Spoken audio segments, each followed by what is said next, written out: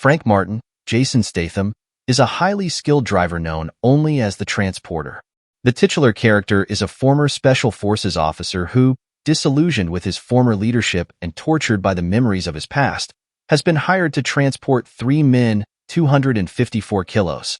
When not 3 but 4 men get into his car, fresh from a bank heist, Frank refuses to move, holding fast to rule number 1. After one gang member is killed by the others, Frank leaves with the remaining robbers on delivery to their destination. They offer new money on Frank to drive further from the city, but he refuses the deal again, adhering to rule number 1. The robbers escape in another car, and Frank returns to his mansion in the south of France. He finds out via the news that the gang was caught after crashing their getaway car in a pursuit. Later, local police inspector Tyrone, Francois Berlind, who happens to be a close acquaintance, arrives to question Frank about the robbery, since his make and model of car was the same used in the robbery. However, despite his suspicions about Frank's involvement, Tyrone has no concrete proof due to Frank cleaning up the car and changing the license plate. Tyrone leaves, and Frank is then hired to deliver a package to an American gangster, Matt Schulz, known only as Wall Street. During the way, he notices that something is moving in the package, but he refuses to open the bag due to rule number 3. While changing a flat tire on the road in France, he breaks one of his rules and opens the package that was placed into the trunk. At point A, he finds that the package is really a woman, and he makes a small hole and gives her a bottle of juice to drink. After they continue to drive, the girl keeps making noise. Frank finally pulls over and takes her out. She asks him if she can pee. Frank agrees, but he puts a rope around her neck to keep her from escaping. However, the girl manages to cut the rope and escape. After a little chase, Frank catches her and brings her back to the car. When they reach the car, there are 2 cops checking it out and see Frank and the girl. Frank beats up both cops and drives off with the girl. He delivers the package as promised to point B. Wall Street suggests Frank transport a briefcase to a new location. Frank reluctantly accepts the job. He takes the briefcase and leaves.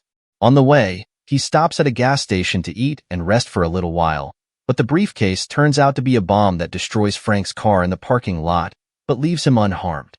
Frank snaps and returns to Wall Street's residence with a vengeance, dispatching several of his henchmen and then stealing a car to get away, only to find the package tied to a chair in the back seat. Later on, he returns to his house and unties the package, who tells him that her name is Li Shui. The next day, Tyrone arrives again and makes the usual inquiries, producing a scorched license plate and the suspicion that a housemaid drives a Mercedes. Lee supports Frank's alibi, leaving Tyrone with no proof again, who didn't notice that the front light on the car was broken. However, after he leaves, missiles rain down on Frank's house, and Frank and Lee are barely able to escape into the sewer, swimming away from the house before it completely explodes.